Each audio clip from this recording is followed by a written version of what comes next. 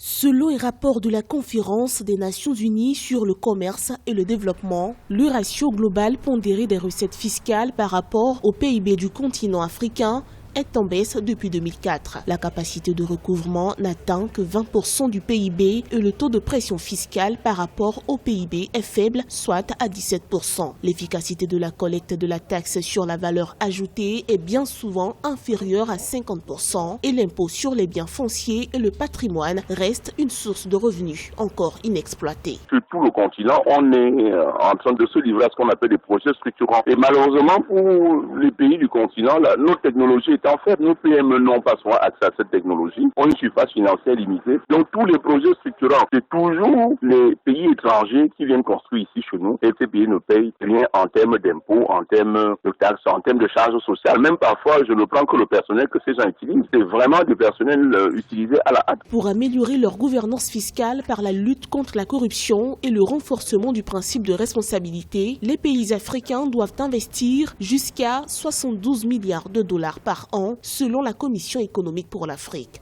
soit le tiers du montant nécessaire à l'Union africaine pour opérationnaliser l'agenda 2063.